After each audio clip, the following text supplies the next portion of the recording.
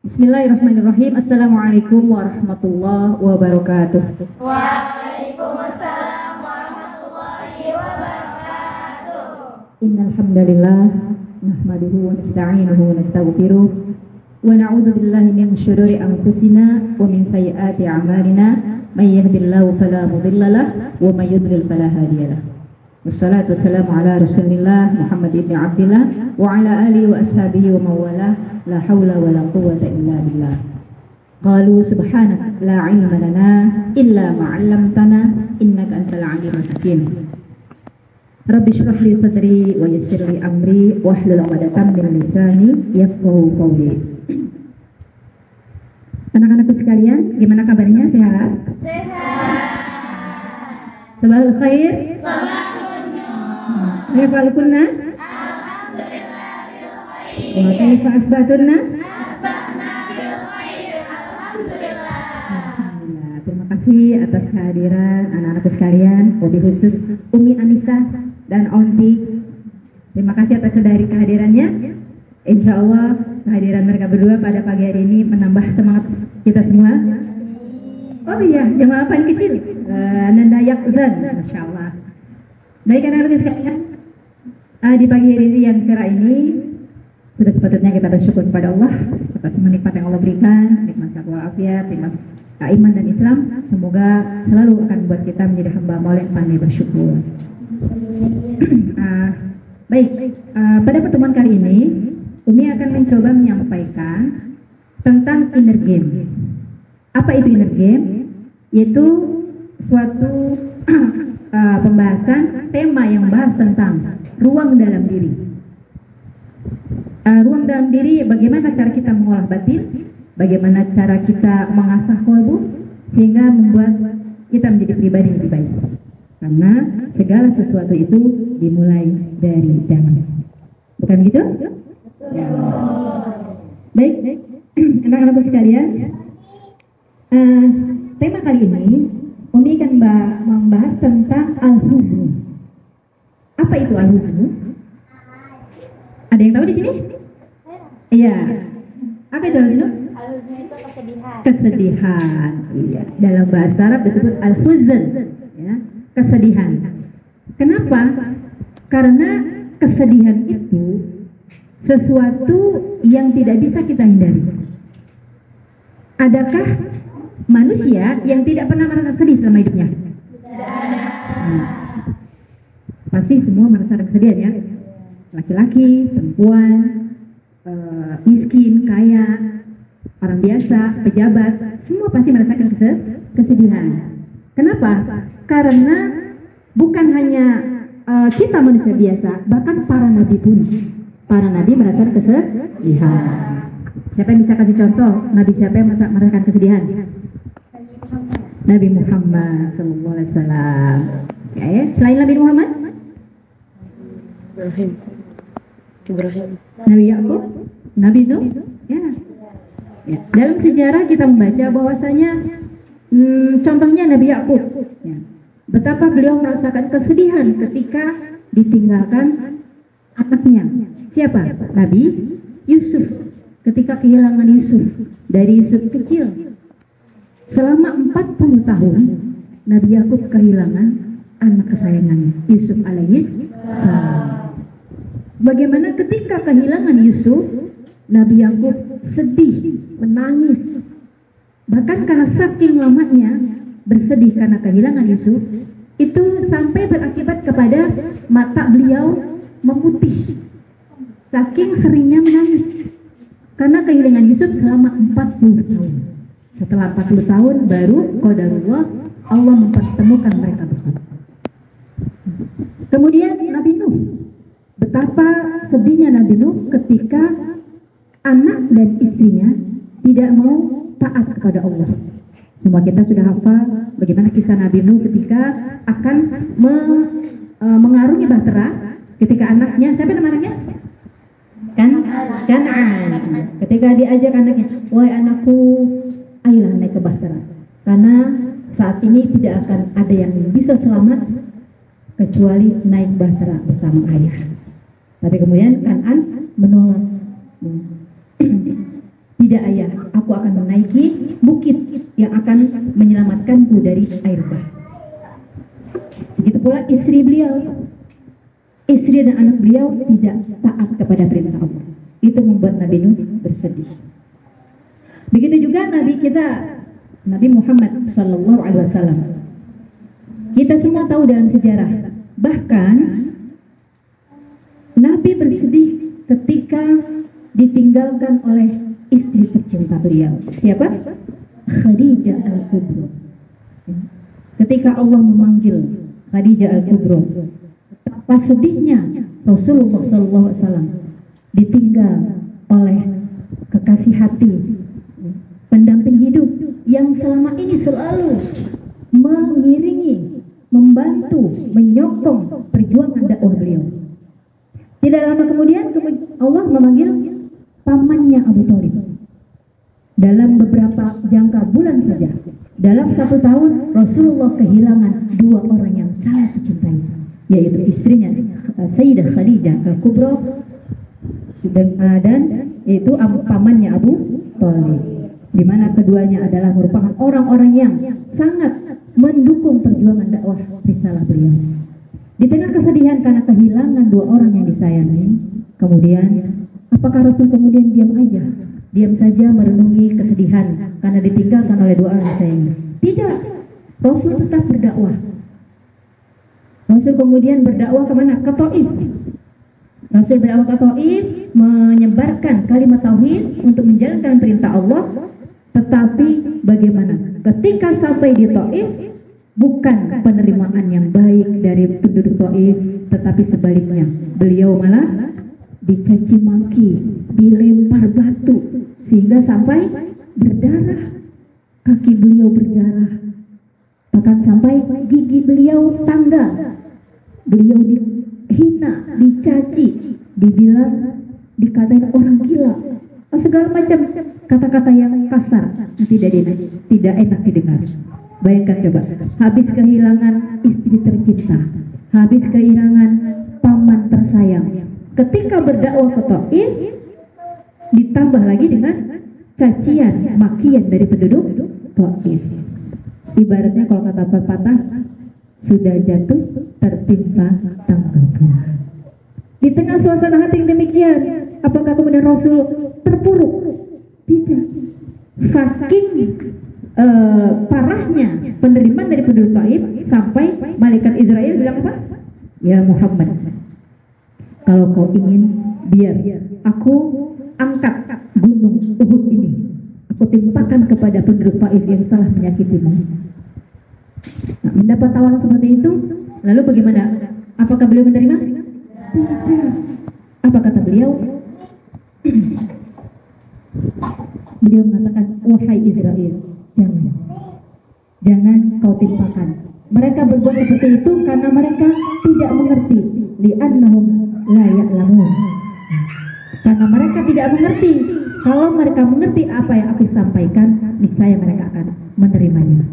Dan aku berharap akan lahir dari anak cucu mereka nanti yang akan menerima risalah ini. Biarlah mereka sekarang menolak risalah yang aku sampaikan, tapi aku yakin suatu saat anak dan cucu mereka akan menerima dakwahku ini. Demikian betapa hati Rasulullah itu sangat bening sekali, ya. Tidak ada sedikit pun rasa sakit hati, tidak ada sedikit pun rasa kecewa walaupun ditolak oleh penduduk Taif. Begitulah kesedihan Rasulullah yang beliau rasakan, sehingga tahun itu disebut dengan Amul Huzni. Apa artinya? Tahun kesedihan, ya, tahun kesedihan yang sangat dikenal di dalam sejarah. Nah, anak-anakku sekalian, kesedihan itu merupakan sesuatu keniscayaan yang pasti dirasakan oleh semua manusia, termasuk kita. Di sini ada yang nggak pernah sedih? Hampir semua yang pernah sedih, ya. Apa yang disedihkan di sini? Kangen rumah, kangen orang tua. Oke. Oh, kangen apa lagi? Oh, nggak dijenguk. Kalau nggak dijenguk sedih, masya Allah. Emang ada yang nggak pernah dijenguk di sini? Siapa? Oke. Tapi terkadang manusia itu butuh suatu kondisi yang membuat hati mereka patah, ya. Baru kemudian mereka menyadari. Karena manusia kalau tidak diuji oleh Allah, tidak mengalami suatu masa yang menjadikan, kadang-kadang manusia suka lupa diri. Ya Pak ya? Ya. Contohnya nih. Manusia itu paling susah dinasehatin kalau lagi ngapain? Lagi senang, dapat hikmat, suka susah dinasehatin ya. Nah, ada satu jenis manusia yang paling susah dinasehatin. Siapa itu? Orang yang lagi jatuh cinta. Nah, ya Pak ya. Yang lagi bucin, ya. Kalau lagi bucin, dinasehatin apa aja sama ayah bundanya. Masuk nggak? Enggak. Masuk kuping kiri, keluar kuping kanan. Tapi kalau sudah kepentok nanti baru, ya Pak ya? Nah, jangan, kamu masih kecil, belum waktunya. Tapi karena sudah bucin, nggak denger tuh nasihat orang tuanya, nasihat gurunya, nasihat orang yang lebih tua, nggak didengerin. Tapi kalau sudah kepetok, baru nanti dia sadar, oh iya, ini yang dulu dibilang sama ayah dan bunda, oh iya, ini yang dinasihatin oleh guru saya. Seperti itu, ya kan? Kadang-kadang manusia itu kepetok dulu baru sadar. Ya Pak ya? Nah, di sini ada yang pernah ngerasain? Kepentok dulu baru sadar. Nah, kesedihan bila tidak dikelola, maka kesedihan itu bisa di dalam satu hadis dikatakan al-husnu yudha'iful qalba. Ya. Imam Ibnu Qayyim al-Jauziyah mengatakan al-husnu yudha'iful qalba. Kesedihan itu melemahkan hati, ya Pak ya? Ya nggak sih? Kalian kalau lagi sedih nih, rasanya gimana? Males ngapa-ngapain, ya? Mager, cemberut, gitu. Kita itu karena kesedihan itu al-husnu yudha'iful qalba. Kemudian wayuhinul azma. Kesedihan itu melemahkan kebaikan. Jadi kita malas berbuat baik. Ya. Kadang sholat juga ditunda-tunda, ya. Belajar nggak semangat. Nah, itu kalau lagi sedih tuh, lagi sedih belajar nggak semangat. Ditanya teman, diem. Ya. Nah, kesedihan bila terus berlarut-larut, maka siapa yang paling senang kalau kita tuh sedih? Setan, bagus, ya. Kalau kita sedih berlama-lama, ya sedih terus, maka itu setan paling senang. Asyaitonu la syai'a ahabba minasyaitan min huznil mu'min. La syai'a ahabba illa syaitan min huznil mu'min. Tidak ada perkara yang paling disenengin sama setan kecuali kita itu merasakan kesedihan. Nah, jadi kalau kita lagi sedih nih, setan senang tuh. Kenapa? Karena kalau kita sedih, biasanya kita males, ya, lemes, nggak semangat. Nah itu, makanya setan senang banget. Kita jadi malas ibadah, kita jadi malas belajar, malas baca Al-Quran, ya kan? Nah kalau kayak gitu sudah kita makin jauh dari Allah. Maka oleh sebab itu kita harus bisa mengatasi rasa sedih tersebut, ya. Nah ada beberapa pondasi cara menata batin ketika sedih. Umi ingin berikan tips pada kalian bagaimana kalau lagi sedih. Ya, apa yang harus kita lakukan? Nah, ada beberapa 5 pondasi menata batin ketika kita sedang sedih. Apa aja itu? Mau tahu? Ya, 5 pondasi menata batin ketika kita sedang sedih. Pertama, kita harus yakin dan sadar bahwa apapun yang terjadi, yang sedang kita rasakan, itu semuanya terjadi atas izin Allah. Semua terjadi atas izin Allah. Tidak ada suatu kejadian apapun yang menimpa kita kecuali atas izin Allah.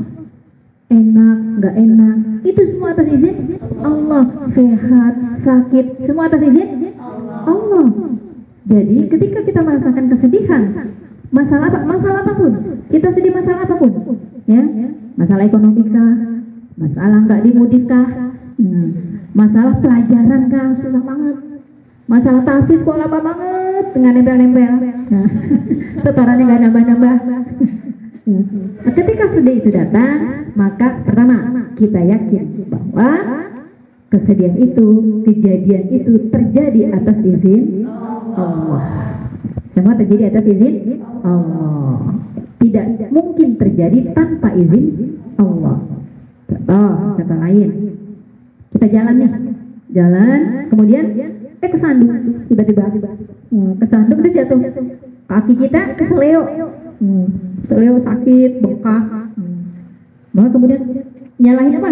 Nyalain batunya. Ih, batu ada di sini sih, jadi aku jatuh. Ya. Enggak kayak gitu. Jadi apapun yang kita alami semua atas izin Allah. Satu itu, ya. Kita harus yakin dalam diri kita yakinnya bahwa semua yang terjadi atas izin Allah. Dalam Al-Quran Allah mengatakan, A'udzubillahi minasyaitonirrajim, Bismillahirrahmanirrahim. Dalam surat At-Taghabun ayat 1. A'udzubillahi minasyaitonirrajim, ma asaba min musibatin fil ardi illa biiznillah wa may yu'min billah yahdi qalbah wallahu bikulli syai'in alim. Ma asaba min musibatin, tidak ada musibah yang menimpa seseorang illa biiznillah, kecuali dengan izin Allah. Nah, berarti sekarang kita harus yakin bahwa apapun yang terjadi semua atas izin Allah. Wa may yu'min billah, barang siapa yang beriman, percaya, yakin bahwa semuanya terjadi karena Allah, yahdi qalbah, maka Allah akan menunjukkan hatinya ke jalan yang benar. Nah, jadi syaratnya apa? Syaratnya kita yakin bahwa semua kejadian atas izin Allah. Jangan diingkari, jangan menyalahkan keadaan, ya, jangan menyalahkan orang lain. Pokoknya apapun yang Allah berikan, situasi dan kejadian yang Allah berikan kepada kita, itu semua atas izin Allah. Ketika kita yakin atas izin Allah, maka yahdi qalbah, Allah akan memberikan kita hidayah sehingga kita bisa menyikapi rasa sedih tersebut, kejadian tersebut di jalan Allah. Jangan sampai kita melenceng dari jalan Allah, gitu ya. Satu itu, yaitu bahwasanya semua kejadian atas izin Allah. Di dalam ayat lain, dalam surat Al-Hadid ayat 22 sampai 23, ma asaba min musibatin fil ardi wala fi anfusikum illa fi kitabin min qabli an nabra'aha inna dzalika 'ala Allah yasir. Ma asaba min musibatin, tidaklah suatu musibah menimpa diri kalian yang menimpa di atas bumi ini, wala fi anfusikum, dan tidak pula di dalam diri kalian, maka illa fi kitabin min qabli an nabra'aha, kecuali semua itu sudah tertulis di mana? Lauhil Mahfuz. Benar banget, ya. Jadi semua musibah yang terjadi di atas bumi ini, banjirkah, apalagi tsunami kah, apalagi gempa bumi, longsor, semua kebakaran, apalagi nah, semua segala macam musibah yang terjadi di atas bumi, wala fi anfusikum, dan apa yang terjadi pada diri kita, apa? Sakitkah? Kita ditinggalkan oleh orang yang kita sayangi, misalnya ditinggalkan ayah atau bunda atau saudara atau teman kita sayangi. Nah, semua musibah itu wala fi anfusikum illa fi kitabin min qabli an nabra'aha, kecuali semua itu tertulis di Lauhil Mahfuz, ya. Kita akan mengalami apa hari ini sudah tertulis di Lauhil Mahfuz. Besok kita akan seperti apa sudah ada di catatan kita di Lauhil Mahfuz. Nah, kenapa seperti itu? Kenapa Allah beritakan bahwasanya semua musibah yang terjadi di atas bumi juga dalam diri kita itu adalah atas izin Allah, supaya apa? Likaila tayasu ala ma fatakum wa la tafrahu bima atakum. Wallahu la yuhibbu kulla mukhtalin fakhur, yaitu supaya kalian tidak putus asa. Ya, supaya kalian tidak putus asa atas apa-apa yang mafatakum, yang tidak kalian dapatkan, yang luput dari kalian. Contoh, misalnya seseorang udah bekerja ya, bisnis atau apapun menjual sesuatu. Ketika sudah berhasil mendapatkan hasilnya kemudian misalnya dibawa lari sama temannya, gitu. Atau hasilnya dicuri oleh pencuri atau diambil sama orang lain. Dia udah capek-capek kerja, hasilnya dibawa kabur sama temannya misalnya, atau dicuri oleh orang lain. Nah, itu kan berarti dia kehilangan sesuatu. Nah, kata Allah, likai lagi asu ala takut, agar kalian jangan putus asa. Jadi jangan menyesali. Ya Allah, aku udah capek-capek kerja, hasilnya dibawa lari sama temanku, terus akhirnya lu putus asa. Nah, nggak boleh kayak gitu. Makanya kata Allah, latai su ala ma fatakum. Dan juga apa? Wala tafrahu bima atakum, supaya kalian tidak terlalu gembira dengan apa-apa yang sudah aku berikan. Kenapa? Karena manusia itu cenderungnya kalau sudah berhasil, kalau udah kaya raya, kalau sudah pinter, udah mendapatkan apa yang diinginkan, kalau tidak ingat Allah, kalau tidak ada iman dalam dada, cenderungnya biasanya manusia menjadi sombong. Jadi Allah tidak suka kepada manusia yang terlalu sombong ketika dia berhasil. Juga Allah tidak suka kepada manusia yang putus asa karena kehilangan dan tidak mendapatkan apa yang dia inginkan. Maka kata Allah, sedang-sedang saja. Ketika kau kehilangan atau tidak mendapatkan apa yang kau inginkan, jangan putus asa. Sebaliknya, jangan sombong ketika kau mendapatkan semua yang kau inginkan. Karena Allah tidak suka yang seperti itu. Ketika kau dapatkan, bersyukur. Ketika kau tidak mendapatkan, sabar. Jadi hidup kita itu ada dua batasan, ya. Ke atas batasannya syukur, ke bawah batasannya sabar. Ketika kita berhasil, bersyukur sama Allah bahwa semuanya adalah karunia Allah, bukan semata-mata usaha kita sendiri. Ketika kita tidak berhasil dan yang kita inginkan, kita bersabar agar kita tidak putus asa. Makanya kata Rasul dalam hadis, ajaban li amril mu'minin, sangat ajaib urusan orang beriman. Kenapa? Urusan orang beriman itu idza utiya syakara, ya, wa idza muni'a sabara. Ketika dia diberikan apa yang dia inginkan oleh Allah Subhanahu wa taala, maka dia syakara, dia bersyukur. Sebaliknya, ketika Allah menahan apa yang dia inginkan tidak diberikan, maka dia sobaro. Kedua-duanya baik, ya. Bersyukur baik, sabar juga baik. Jadi kehidupan kita ini, kehidupan kita ini sebagai orang yang beriman itu baik, ya. Berhasil baik, belum berhasil juga baik. Berhasil kita bersyukur kepada Allah, belum berhasil kita sabar, ulangi lagi, coba lagi. Nah gitu. Jadi urusan orang lain itu nggak ada yang sia-sia, ya. Urusan kita sebagai orang yang beriman nggak ada yang sia-sia. Asal kita pandai. Ketika berhasil, bersyukur. Ketika belum berhasil, sabar. Nah itulah ajaban amril mukmin. Bahkan Umar bin Khattab mengatakan, ini mengutip ucapan Umar bin Khattab, hatiku tenang karena mengetahui bahwa apa yang melewatkanku tidak akan pernah menjadi takdirku, dan apa yang ditakdirkan untukku tidak akan melewatiku. Ya Pak ya? Segala sesuatu yang tidak ditakdirkan untukku tidak akan menjadi milikku, kata Sayyidina Umar. Pun sebaliknya, sesuatu yang sudah Allah takdirkan buatku, dia tidak akan pergi dariku. Ya Pak ya? Indah sekali nih kalimat, ya. Apa yang ditakdirkan untukku pasti akan datang, ya, pasti. Walaupun kalau bahasanya Imam Syafi'i itu apa yang menjadi milikmu akan datang kepadamu sekalipun jaraknya seperti 2 buah gunung. Gunung jauh nggak jaraknya? Jauh.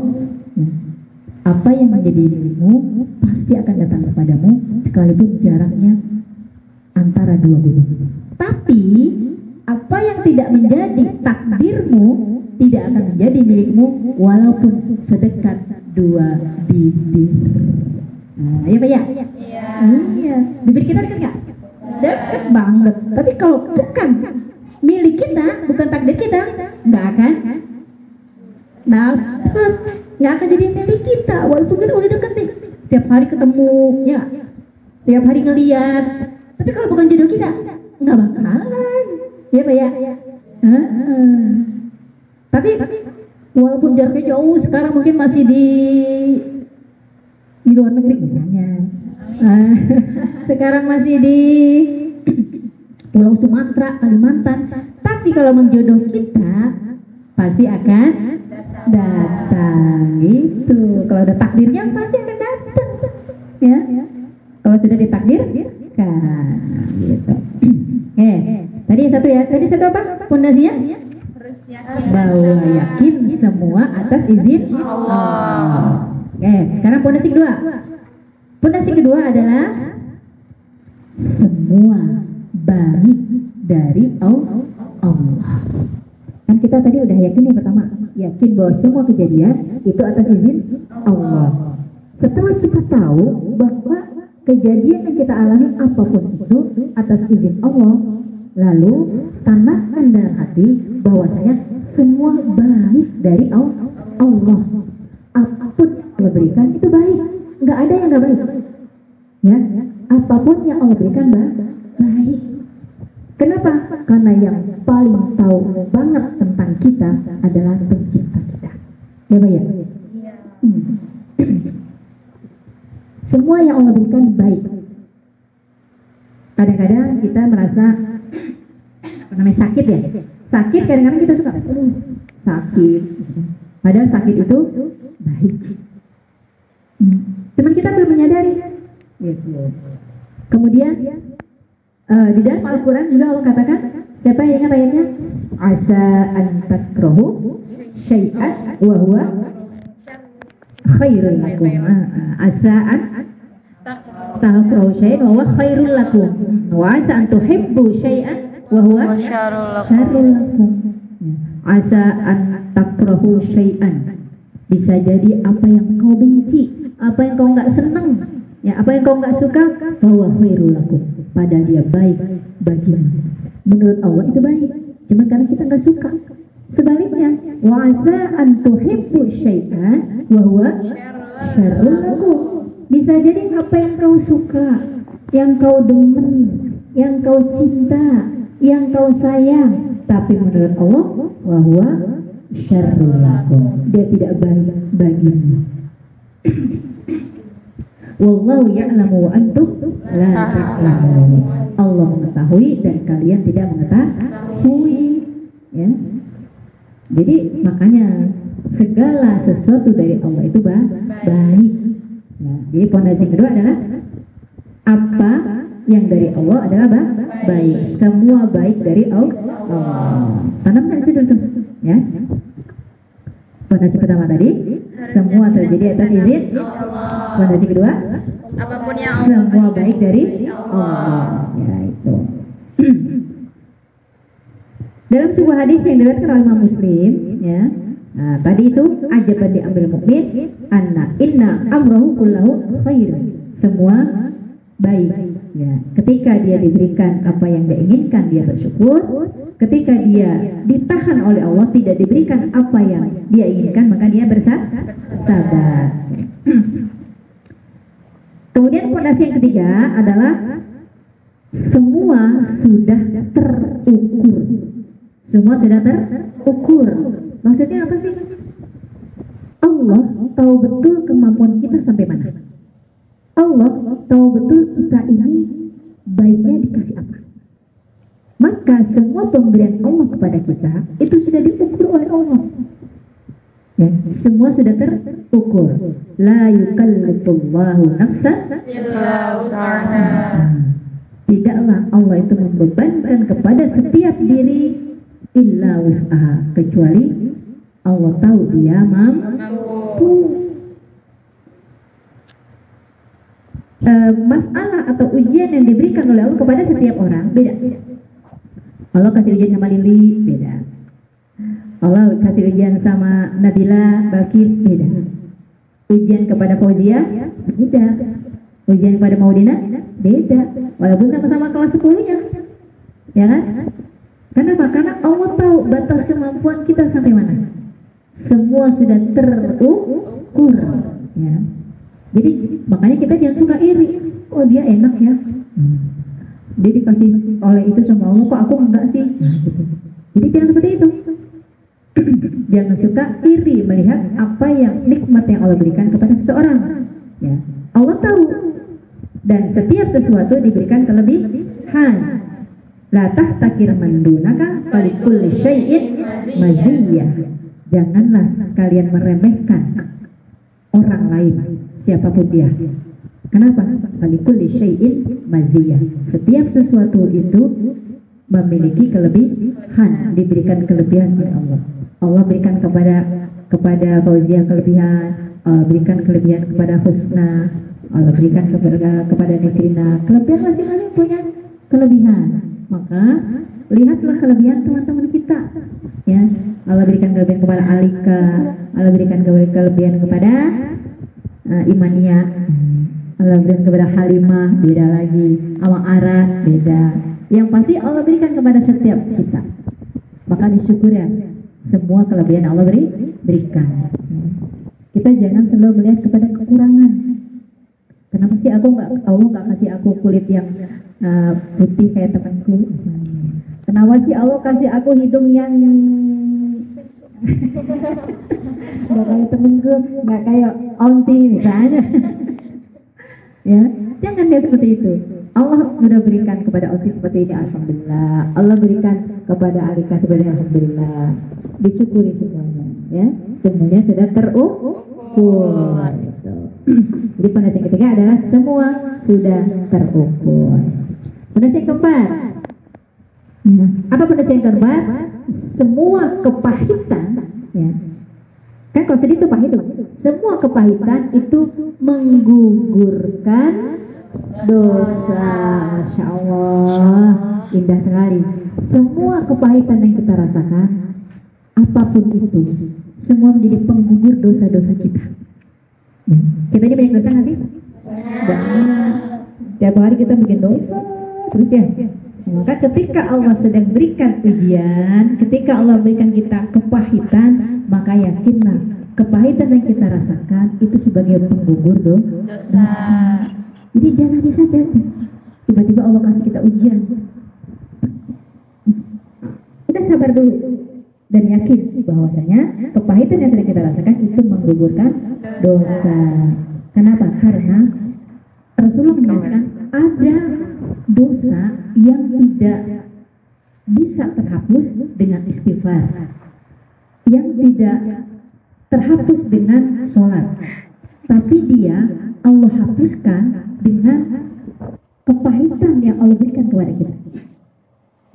Ketika kita sabar menjalani kepahitan yang Allah berikan, dan itu menjadi penggugur dosa. Jadi ada dosa yang seperti itu. Ya, ada satu perbuatan dosa yang tidak Allah hapuskan dengan kita hanya beristighfar. Istighfar. Tapi Allah akan hapuskan ketika Allah memberikan kita suatu kepahitan. Maka kepahitan apapun yang Allah berikan, dia sebagai penggugur dosa.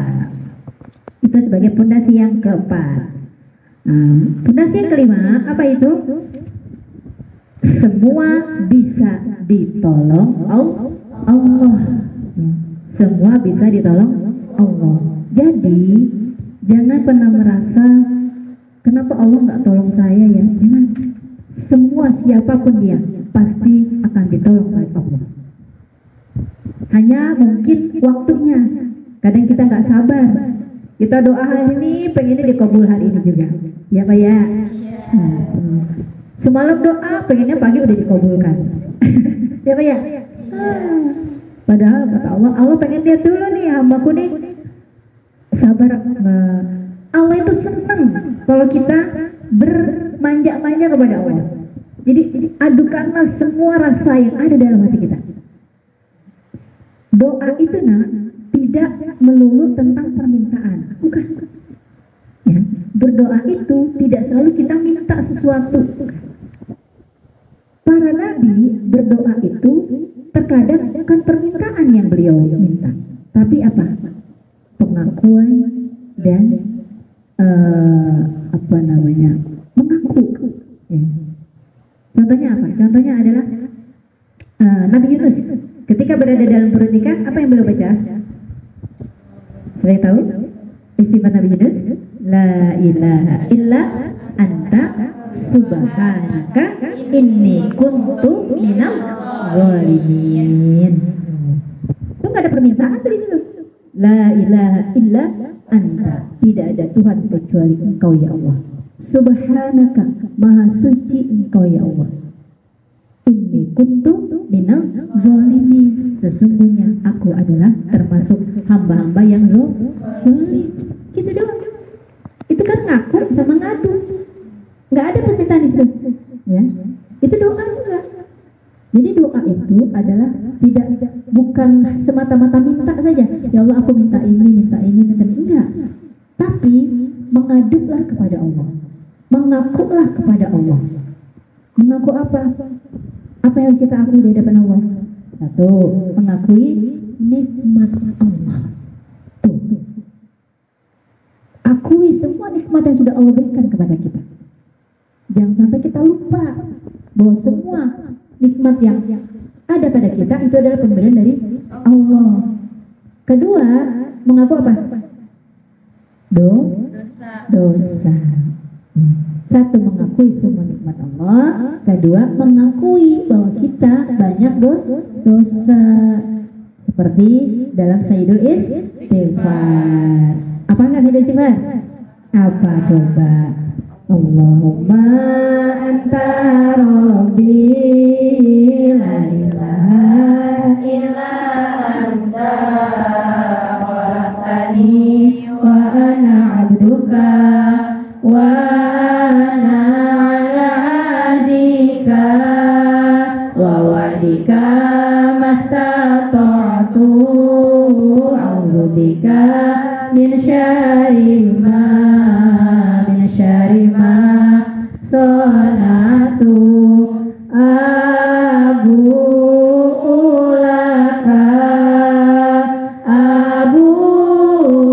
laka bi ni'matika alayya wa abu'u bi dzambi faghfir li fa innahu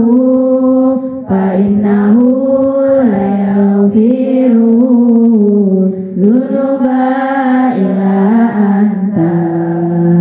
Ya Allah, ya Tuhanku, tiada Tuhan selainmu, penciptaku dan aku hambamu.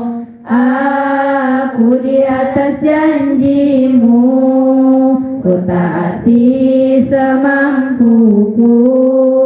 Aku mohon perlindungan dari kejelekanku. Aku akui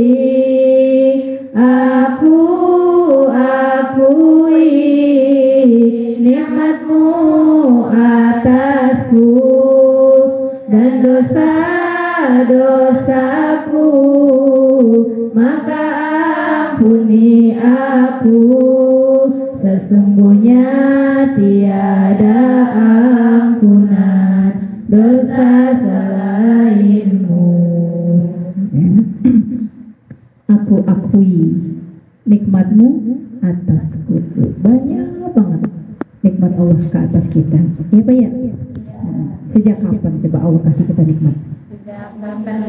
Sejak dalam kandungan. Ya, bukan hanya pas lahir. Ketika kita dalam rahim ibu kita, di dalam kandungan ibu kita, Allah sudah kasih kita nikmat. Ya Pak ya? Sampai segede ini. Sampai detik ini Allah masih beri kita nikmat. Makanya Abu ulaka bi ni'matika alayya. Kalau perlu sebutin tuh nikmatnya. Kalau Umi kalau doa begitu, ya, malam muda, ya Allah terima kasih atas semua nikmat yang Kau berikan. Nikmat ini, nikmat sehat, nikmat ilmu, nikmat keluarga, nikmat santri, nikmat yang paling bersyukur sekarang adalah nikmat nurul ini. Terima kasih ya Allah. Sebutin semua nikmat-nikmat yang Allah sudah berikan supaya kita sadar ya. Oh iya, betapa banyak nikmat Allah. Itu masih belum semua itu. Masih banyak nikmat yang tidak tersebutkan. Terus habis ngakuin nikmat, ngakuin dosa. Ya Allah, ampuni dosa hamba. Dosa apa yang kita ingat? Sebutin. Ya Allah, aku udah dosa sama orang tua, belum sempat bakti sama orang tua. Ya Allah, aku sudah nyakitin perasaan orang tua. Sebutin. Sehingga tanpa terasa air mata mengalir. Apa saja yang dosa kita lakukan. Itu namanya mengakui. Ya, mengakui. Nah, dalam menata batin ketika kita sedih, tadi itu fondasinya 5. Ya. Nah, setelah fondasi itu kita sadari sepenuhnya di dalam hati, kemudian ada yang namanya 3 kaidah untuk melepas kesedihan itu. Kan kita sadar nih tadi udah 5 fondasinya ya. Nah, bagaimana cara kita melepas supaya sedih itu bisa lepas dari diri kita? 1, kaidahnya adalah mengakui. Akui. Itu tadi, akui segala nikmat Allah, akui dosa-dosa. Semua apa yang sudah kita lakukan, ngadu sama Allah. Ya Allah, maafkan hamba sudah bikin. Apalagi misalnya kita habis bikin dosa nih ya, bikin dosa nih siang hari, bikin dosa. Nah, malam kan kita tahajud tuh. Akui sama Allah. Ya Allah, tadi siang aku udah bikin dosa. Sebutin. Walaupun Allah tahu nggak? Tahu. Tapi kita sebutin, ya Allah, tadi siang aku begini. Ya Allah, tadi siang aku gibahin temen. Ya Allah, tadi siang aku. Oke, sebutin semua. Ya. Tadi siang aku mudip sama ibu, kemudian aku ngambek. Aku nyebut itu dosa semua ya. Aku minta jajan, ya Allah. Aku minta beliin ini, minta beliin itu, sehingga orang tua aku sedih. Semua tumpahin kalian. Mengaku atas semua dosa ya. Ketika kita udah ungkapkan itu semua, maka percayalah hati akan lebih tenang, lebih lapang di dada. Setelah kita sebutkan, nyebutin di depan Allah nggak apa-apa. Allah makin senang kalau kita banyak mengakui kesalahan kita di depan Allah. Okay. Kemudian kaidah kedua apa? Nah, kaidah kedua adalah mengadu. Tadi 1 mengakui nikmat-nikmat Allah dan mengakui dosa-dosa. Yang kedua, kaidah kedua adalah mengadu dengan sepenuh rasa. Mengadu dengan sepenuh rasa. Benar-benar minta sama Allah. Ya Allah, aku lagi pengen. Bilang, ya Allah, aku pengen hafiz 30 juz. Aku pengen kayak temanku, ya Allah. Tapi aku susah. Ngapalinnya susah, nggak apa-apa, minta sama Allah. Ya Allah, berikan aku kemudahan seperti Engkau telah memberikan nikmat itu kepada temanku. Misalnya teman kita ada yang cerdas banget gitu ya, dia ngapain cepet, kita pengen kayak dia. Sebutin, ya Allah, aku pengen Kau berikan kepintaran, kecerdasan kayak temanku. Ya. Kemudian, ya Allah, aku sedih dan ngadu aja sama Allah, seperti kita ngadu sama teman. Ya, kan kita kalau ngadu buat tempat curhat sama teman, apa aja kita ceritainnya. Harusnya itu sama Allah. Ya. Terus boleh nggak sih nih ngadu sama teman, curhat sama teman, boleh nggak? Boleh.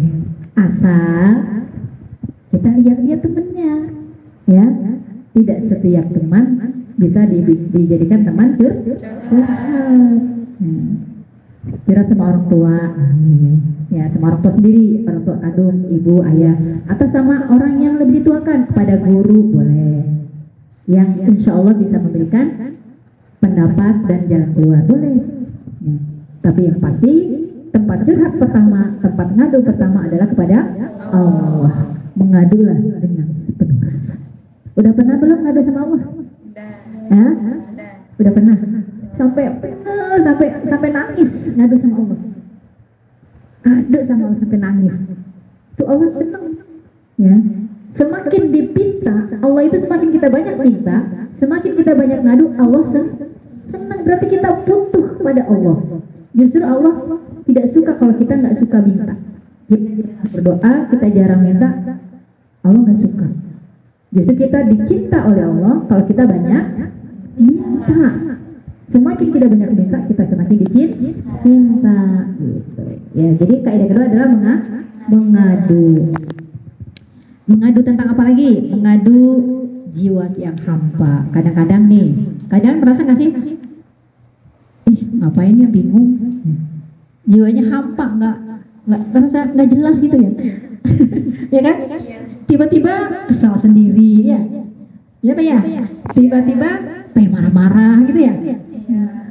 Tiba-tiba bete gitu kan. Maka itu ngadu sama Allah.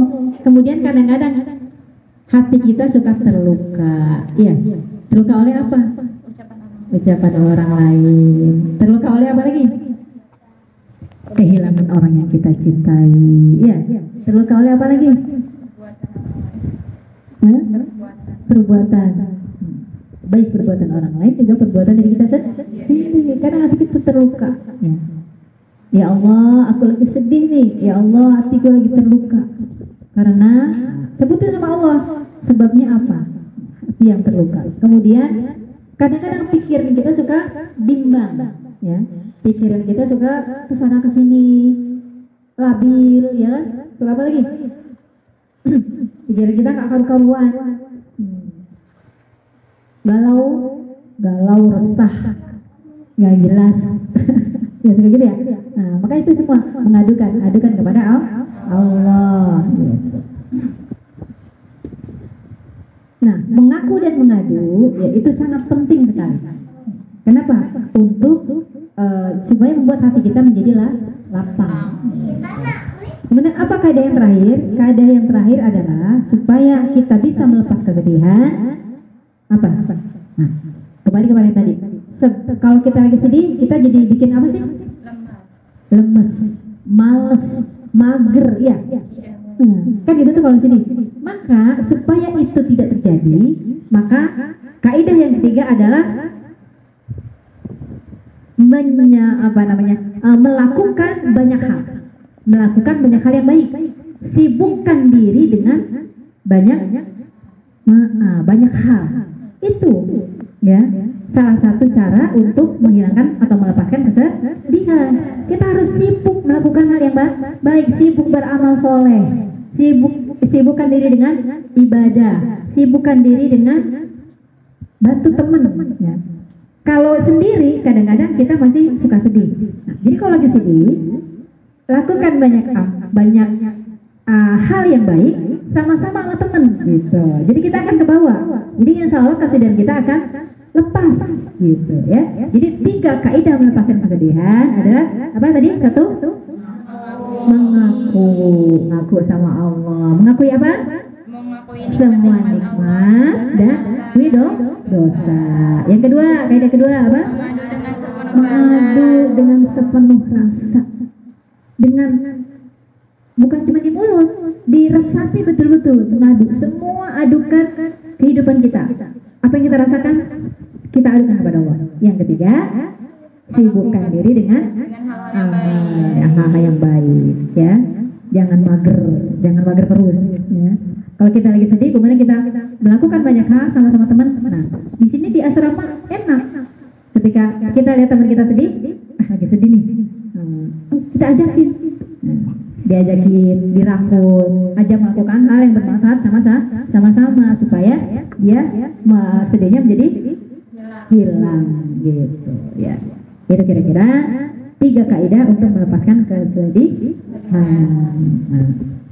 Baik, ada yang mau bertanya sampai sini? Tidak. Tidak ada? Oke. Paham semuanya? Oke, untuk terakhir menutup pertemuan hari ini, Umi akan bacakan doa, ya, doa. Mudah-mudahan ini bermanfaat buat kita semua. Diaminkan ya. Bismillahirrahmanirrahim. Alhamdulillahirabbil alamin. Allahumma salli ala sayyidina Muhammad wa ala ali sayyidina Muhammad. Duhai Allah, aku terluka dan akan pulih dan tidak akan pulih kecuali dengan karunia-Mu. Duhai Allah, aku takut, aku cemas, dan tak akan menjadi tenang kecuali dengan percaya padamu. Duhai Allah, aku sedang merasa sulit dan tak akan menjadi mudah kecuali dengan izin-Mu. Aku sedih dan tak akan hilang kesedihanku kecuali dengan rahmat-Mu. Duhai Allah, aku fakir, tak ada yang kumiliki kecuali semuanya titipan dan pemberian-Mu. Duhai Allah, aku punya banyak keinginan dan tak akan penuh kecuali dengan kecukupan dari-Mu. Duhai Allah, aku hina, aibku begitu banyak dan tak akan tertutupi kecuali dengan kasih-Mu. Tentramnya jiwaku tak akan datang kecuali dengan mendekat padamu. Duhai Allah, penyakitku tak akan sembuh kecuali hanya dengan obat dari-Mu. Duhai Allah, sempitnya dadaku tak akan lapang kecuali hanya dengan cinta-Mu. Duhai Allah, noda hatiku tak akan terhapus kecuali hanya dengan maaf-Mu. Wahai Rabbku, jika kasih-Mu hanya layak bagi orang yang berhati suci, lalu kemana aku sang pendosa ini mencari perlindungan? Duhai Allah, dengarkanlah aku. Aku datang untuk mengaku dan mengadu. Amin. Sekian pertemuan pada hari ini, semoga bermanfaat. Semoga apa yang kita bahas bisa kita amalkan untuk diri sendiri dan juga semoga bisa membantu teman-teman. Wallahu muwaffiq ila aqwamit thoriq. Assalamualaikum warahmatullahi wabarakatuh.